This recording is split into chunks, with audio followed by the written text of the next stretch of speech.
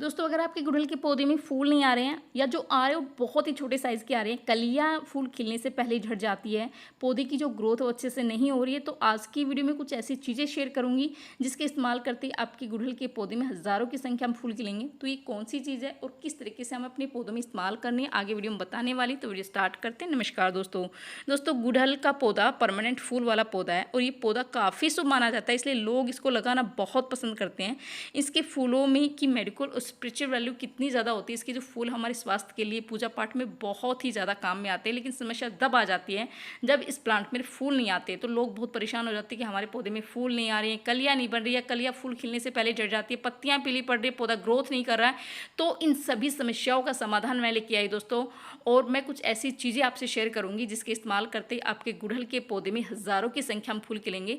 तो खाद तो मैं आप लोगों से शेयर करूंगी, साथ में कुछ ऐसी कुछ ज़रूरी बातें हम जान लेते हैं जिनको अगर आप अभी इस टाइम पर अपने गुड़हल के पौधे में करते हैं तो आपके गुड़हल के पौधे में बहुत ही भर भर के फूल खिलेंगे और प्लांट की ग्रोथ भी काफ़ी अच्छी होगी। तो सबसे पहले तो दोस्तों ये है कि अगर आप अपने गुड़हल के पौधे को नर्सरी से ला रहे हैं या फिर घर में लगाए तो उसको कम से कम 10 से 12 इंच के गमले में लगाए। अगर प्लांट बड़े गमले में लगाया रहेगा तो उसकी जो जड़ें हैं उसको फैलने का स्पेस मिलेगा, ताकि प्लांट को भी काफ़ी ज़्यादा हेल्दी रहेगा। जड़ों को अगर स्पेस मिलेगा तो उस प्लांट भी हेल्दी रहेगा और उसमें भर भर के फूल आएंगे।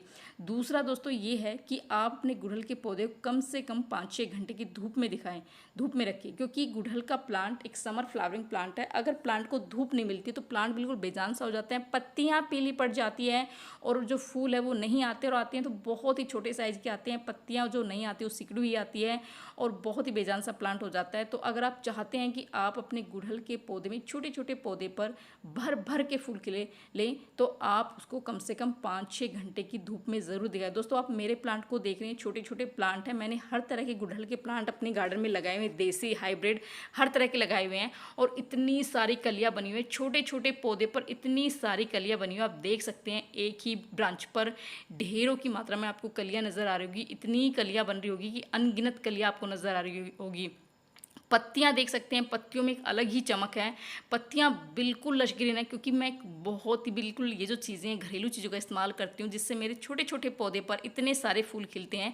ये देखिए हाइब्रिड गुड़हल मैं आपको दिखा रही हूँ, और ये छोटा सा ही प्लांट है और 10 इंची गमले में लगा हुआ है दोस्तों। इतनी सारी इस पर मोटी मोटी कलियाँ बनी हुई है, आप इस प्लांट को देख सकते हैं, इस प्लांट को आप देख सकते हैं, भर भर के फूल खिले हुए हैं। क्योंकि जो चीज़ें मैं इस्तेमाल करती हूँ वही चीज़ें मैं आप लोगों से आज शेयर करूँगी, जिसके इस्तेमाल करते ही आप भी अपने गुड़हल के पौधे से इस तरह से भर भर के फूल ले सकते हैं। दोस्तों पानी की अगर मैं बात करूं तो गुड़हल के पौधे की मिट्टी में हमेशा हल्की नमी रहनी चाहिए। अगर मिट्टी पूरी तरह से ड्राई हो जाती है, सूख जाती है, तो भी प्लांट बिल्कुल बेजान सा हो जाते हैं, प्लांट की पत्तियां पीली पड़ जाती हैं और उसमें फूल नहीं खिलते हैं, ग्रोथ नहीं होती है।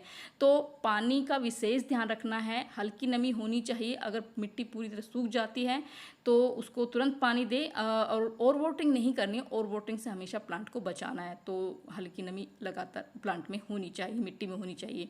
उसके बाद दोस्तों ये है कि गुड़हल के प्लांट की गुड़ाई ज़रूर करनी है, क्योंकि अभी तक लगातार बारिश हो रही थी, जिसके कारण से क्या होता है कि मिट्टी बिल्कुल सख्त हो चुकी है और जो भी हम खाद डालते हैं उसका पूरा पोषण हमारे प्लांट की जड़ों तक नहीं पहुंचता है।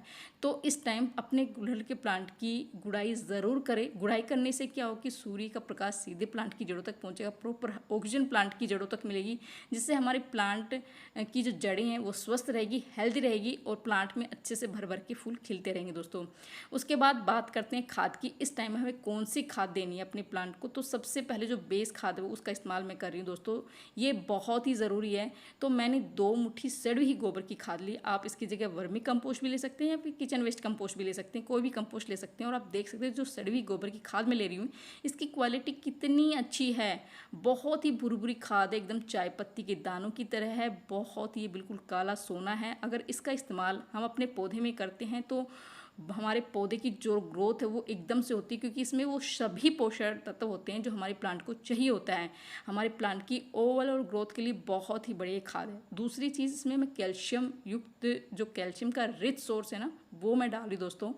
और इसकी जगह आप चूना ले सकते हैं और अंडे के छिलके ले सकते हैं, कुछ भी ले सकते हैं जिसमें कैल्शियम हो। मैं चौक का इस्तेमाल कर रही हूँ, जो ब्लैक बोर्ड पर जो चौक है उसमें ये एक बहुत ही सस्ता और बहुत ही बढ़िया ये एक कैल्शियम का सोर्स है।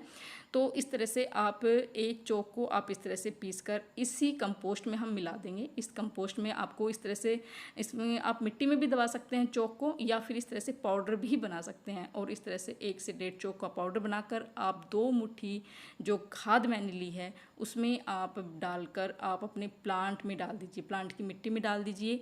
मिट्टी थोड़ी ड्राई होनी चाहिए, नमी मिट्टी में नहीं होनी चाहिए, थोड़ी ड्राई होनी चाहिए। जिस दिन आप ये खाद दें उस दिन आप प्लांट को पानी ना दें, और उसके बाद हम खाद देंगे, उसके बाद हम लिक्विड खाद भी देंगे, तो इसका पूरा न्यूट्रिशन प्लांट को पहुंचेगा, जिससे प्लांट में भर भर के फूल खिलेंगे। छोटे छोटे पौधे पर इतने सारे फूल खिलेंगे, जैसे आप मेरे प्लांट में देख रहे हैं दोस्तों, कितने छोटा सा प्लांट है बिल्कुल, और हर ब्रांच पर आपको फूल ही फूल नज़र आ रहे हैं। दूसरी खाद जो मैं ले रही हूँ दोस्तों वो बहुत ही ज़रूरी है और बहुत ही बढ़िया, इसमें बहुत सारे पोषक तत्व हैं। तो सबसे पहले मैं ले रही हूँ ये जो खाली जार लिया मैंने, और मैंने फ्रेश चाय की पत्ती 1 चम्मच ली है दोस्तों। चाय की पत्ती बहुत बढ़िया इस टाइम पर काम करेगी हमारे गुड़हल के पौधे में, क्योंकि कैल्शियम जो चाय पत्ती है वो नाइट्रोजन का रिच सोर्स है, और बहुत ही बढ़िया ये क्या होता है कि मिट्टी को एसिडिक बनाती है, जिससे हमारी मिट्टी बहुत ही ज़्यादा उपजाऊ बनती है। और मिट्टी में, जिस भी मिट्टी में प्लांट लगा है ना, वो प्लांट बहुत ही अच्छे से ग्रोथ करता है और उसमें भर भर के फूल आते हैं। तो 1 चम्मच चाय की पत्ती लेनी। दूसरी चीज़ दोस्तों मैं हींग ले रही हूँ, जो कि सभी के किचन में बहुत ही आसानी से मिल जाएगी। हींग हम किसी भी तरह की ले सकते हैं, पाउडर फॉर्म में भी आती है या दूसरी इस तरह से दानेदार भी आती है, मतलब दानों के रूप में भी आती है। आप किसी भी तरह की, हाँ थोड़ा ब्रांडेड होना चाहिए। इसमें इतनी तीखी गंध है ना, बिल्कुल बहुत तीखी गंध। मैं इस तरह का ये जो MDH का एक ब्रांड है वो मैं हींग ले रही हूँ। इसमें इतनी तीखी गंध है दोस्तों, जैसे ही मैंने इसका ढक्कन खोला ना, पूरे यहाँ बिल्कुल स्मेल हो गई हींग की। तो ऐसी ही हमें लेनी है, क्योंकि इसमें जो गंध होती है वो हमारे प्लांट में किसी भी तरह का फंगस हो, कीड़ा हो, चींटियाँ हो, आसपास भी नहीं फटकती। और हमारे प्लांट में क्योंकि हींग में बहुत सारे जो पोषक तत्व होते हैं, हींग में कैल्शियम होता है, फास्फोरस होता है, आयरन है, कैरोटीन होता है, और भी बहुत सारे विटामिन प्रोटीन्स होते हैं जो हमारे प्लांट की ग्रोथ के लिए बहुत ही अच्छा होता है। तो दोनों चीज़ों को हम रात भर भिगो के छोड़ देंगे। और देखिए मैंने तो ये ऑलरेडी बनाया हुआ है, बहुत ही बढ़िया है, मैंने इसको पहले से ही बनाया हुआ है। तो आपको एक रात के लिए छोड़ना है, दूसरे दिन छान कर इसके है ना 3 गुना सिंपल पानी में इसको हम डाइल्यूट करके अपने पौधे में डालेंगे। जितने भी गुड़हल के प्लांट आपके, सभी में आप इसका इस्तेमाल कर सकते हैं। मैंने तो जितने भी मेरे गुड़हल के प्लांट, और ऐसा नहीं कि गुड़हल का प्लांट में मेरे जितने भी प्लांट है, चाहिए वो गुलाब हो गया या कोई भी मैंने फ्लावरिंग प्लांट लगाया, मैं सभी में इस खाद का इस्तेमाल करती हूँ। जब भी खाद बनाती हूँ तो जितने भी फ्लावरिंग प्लांट मैं सब में डाल देती हूँ, और इससे मुझे बहुत ही बढ़िया रिजल्ट मिलता है। मेरा पूरा गार्डन फूलों से भरा रहता है दोस्तों। देख सकते हैं आप कितने सारे फूल खिले हुए हैं, छोटे छोटे पौधे पर इतने सारे फूल खिले हुए हैं ना। आप इसकी मिट्टी में भी डाल सकते हैं, आप इसका स्प्रे भी कर सकते हैं। इससे हमारे प्लांट में किसी भी तरह का फंगस हो, कीड़ा हो, चींटियाँ हो, क्योंकि चींटियाँ बहुत आ जाती है, अगर इस खाद का इस्तेमाल हम करेंगे तो चींटियाँ हमारे प्लांट के आसपास भी नहीं पिटकेगी। तो आप अपने प्लांट की पे स्प्रे भी कर सकते हैं, जिससे आपके प्लांट में किसी भी तरह की समस्या, उस सारी समस्या ख़त्म हो जाएगी और आपका प्लांट काफ़ी ज़्यादा हेल्दी और स्वस्थ रहेगा। और छोटे छोटे पौधे पर, जैसे आप मेरे पौधे में देख रहे हैं, छोटे छोटे पौधे पर इतने भर भर के फूल आएंगे, बड़े बड़े साइज़ के फूल आएंगे।